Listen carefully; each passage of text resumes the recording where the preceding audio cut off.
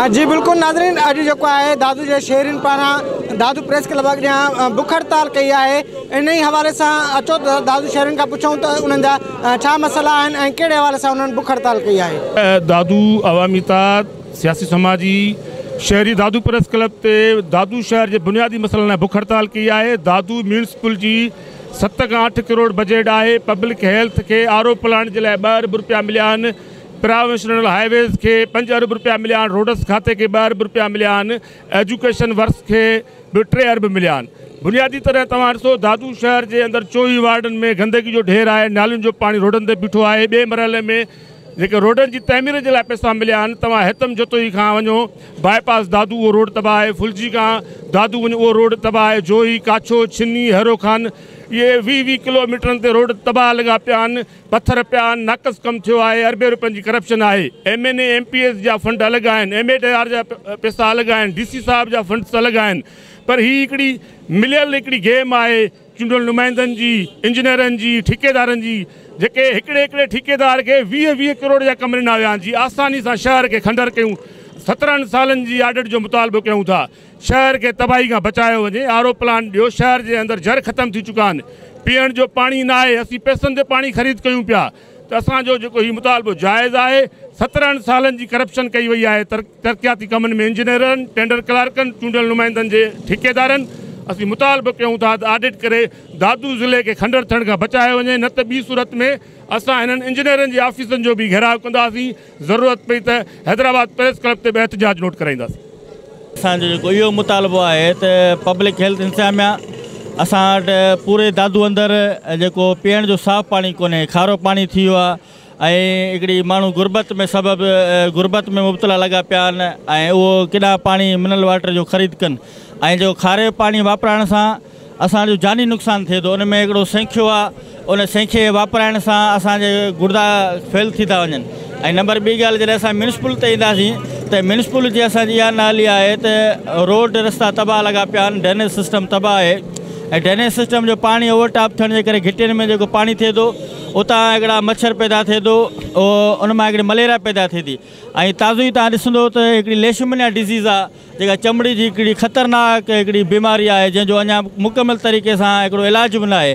उनजो बि सबबु इहो आहे त म्यूनिसिपल जी नाली जे करे त हू जेको ड्रेनेज सिस्टम न आहे त पाणी गंदगी थियण जे करे उहा हिकिड़ी मखा उहा उतां हिकिड़ी पैदा थिए थी ऐं उन चमड़ी जा माण्हू उन मां मुब्तला थींदा ऐं इन जो ज़िम्मेवार बि म्यूनिसिपल खे सम्झंदासीं। जॾहिं असां वरी ईंदासीं प्रोविंशनल रोड्स खाते ते त असांजा मेन जेके रोड रस्ता तबाह आहिनि। हेॾा मुराद नाके वारो रस्तो तबाह आहे। हेॾां जेको फुलजी रस्तो वञे थो हितम चौथी फाटक खां इहो रस्तो तबाह आहे ऐं 2022 में जनवरी खां वठी 5 अरब रुपयनि खां वधीक मुख़्तलिफ़ इदारनि में जेको पैसा आया आहिनि उहो करप्शन जो शिकार थी विया आहिनि ऐं उहो बि का बि जेका आवाम जी बजट आहे जेको आवाम टैक्स ॾिए थो ऐं उन्हनि खे हिकिड़ो जीअण जो हक़ नथो ॾिनो वञे। असीं सुप्रीम कोर्ट खां मुतालबो कंदासीं त सो मोटो नोटिस वठो ऐं CM सिंध खां मुतालबो कंदासीं जेका राशि जेका इंतज़ाम आहे उन्हनि खे हटायो ऐं दादू वासियुनि जा जेका जाइज़ मुतालबा आहिनि उहे हल कया वञनि। अॼु असांजी त अलामती बुख हड़ताल आहे पंहिंजो दादू अवामी इत्तेहाद जे प्लेटफॉर्म तां जंहिंमें पाकिस्तान ज़मीन पार्टी बि पंहिंजी ज़िम्मेदारी महसूसु कंदे पंहिंजी शिरकत खे यकीनी कयो आहे। रही ॻाल्हि पंहिंजे मुतालबनि जी त मुतालबा असांजा त गुज़िरियल 100 सालनि खां आहिनि पर ॻाल्हि इहा आहे त उन्हनि खे एड्रेस नथो कयो वञे जंहिंमें बुनियादी मसइला आहिनि। पाणी जो पीअणु, साफ़ सुथिरो पाणी, गटरनि जा मसइला, वाटर सप्लाई जो पाणी घर में नथो अचे ऐं गटर जो पाणी घर मां वञे कोन थो। जेके बुनियादी मसइला आहिनि, गैस जा मसइला आहिनि, आसे पासे में जेके नयूं कॉलोनियूं ठहनि पियूं उन्हनि में बि के बि प्लानिंग जा कम न आहिनि। असांजे ज़िले इंतज़ामिया खे अर्ज़ु था कयूं त ख़ुदा हीअ बि अवां जा भाइर आहिनि, अवां जा ई मिट माइट यार दोस्त इन ई शहर में रहनि त अवां बि इन शहर जो हिसो आहियो त हिन शहर जी मालिकी कयो। गुज़िरियल तक़रीबन 40-50 साल खां हिकु ई ख़ानदान दादू जे अंदरि MNA MPA शिप होल्ड कनि था जंहिंमें जमाली बिरादरी बि आहे, पीर फैमिली बि आहे। असां उन्हनि खे हमेशह MNA MPA शिप ते ई ॾिठो आहे ऐं पंहिंजी पार्टियुनि में माशाअल्लाह तमामु सुठो असरु रसूख़ रखंदा। असां उन्हनि खे अर्ज़ु था कयूं ख़ुदा पंहिंजे आवाम जी मालिकी कयो। तव्हां पंहिंजे माण्हुनि खे रिलीफ ॾियो, पाणी ॾियो, गैस ॾियो, रोड रस्ता, सफ़ाई जे बुनियाद तव्हां हिन जा विझो, बुनियाद विझो। तव्हां जॾहिं इन्हनि जा मसइला हल न कंदो त हीअ आवाम केॾांहुं वेंदी, केॾांहुं ॾिसे। त असां पाकिस्तान ज़मीन पार्टी अवामी इत्तेहाद तमामु शहरी असां हिते अॼु वेठा आहियूं। जेकर असांजा मसइला हल नथा थियनि, रोज़ जे बुनियाद ते सफ़ाई नथी थिए त असां हिन दायरे खे वसी बुनियाद ते वधाईंदासीं।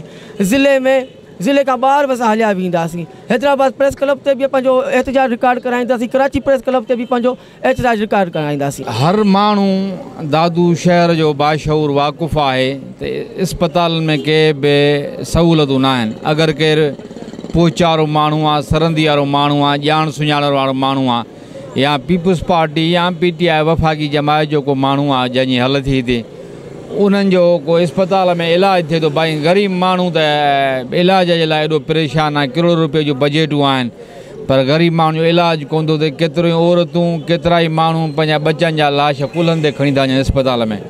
रोड रस्ता तव्हांजा आॾो ॻाल्हि आहे त हर गली मट ते ॿी गली में तव्हांखे पाणी नज़र ईंदो, ड्रेनेज तबाह आहे, रोड रस्ता न आहिनि, माण्हू तकलीफ़ में गुज़ारनि था, नालियूं उथलनि थियूं, किचिरे या घरनि जे घिट मां निकुर त घरनि जे आॾो किचिरे या ढेर आहिनि, माण्हू नक ते कपिड़ो रखी ऐं पोइ उतां गुज़र कनि।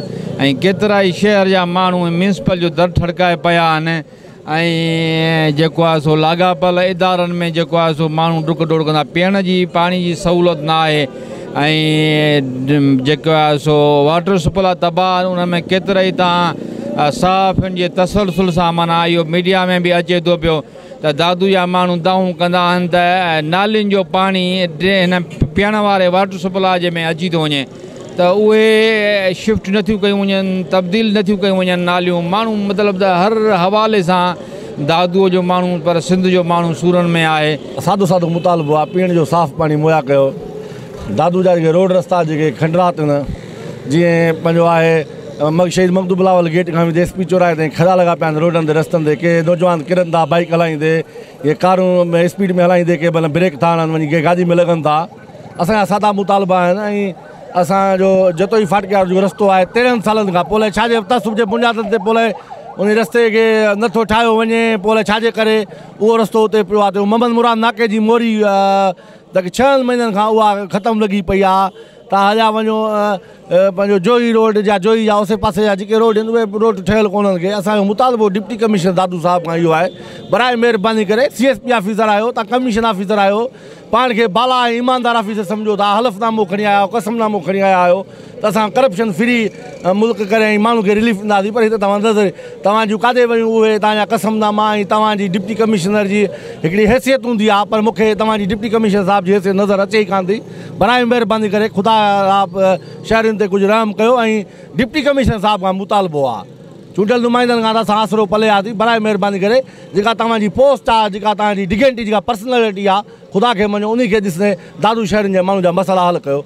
जी बिल्कुलु नाज़रीन, दादू जे शहरनि जा तव्हां वीचार ॿुधायो। उन्हनि जो इहो ई चवणु आहे त दादू शहर जे जेके मुख़्तलिफ़ खाता आहिनि, जिन में म्यूनिसिपल आहे, रोड्स खातो आहे, सिहत खातो आहे ऐं जेके बुनियादी सहूलियतूं आहिनि उहे मुहैया न करण ख़िलाफ़ु जेको आहे अॼु हिननि बुख हड़ताल कई। ऐं हिननि जो इहो ई चवणु आहे त जेके मुख़्तलिफ़ खाता आहिनि, जंहिंमें म्यूनिसिपल में जेको आहे करोड़नि जी करप्शन कई पई वञे, रोड्स खातनि में करोड़नि जी करप्शन कई थी वञे।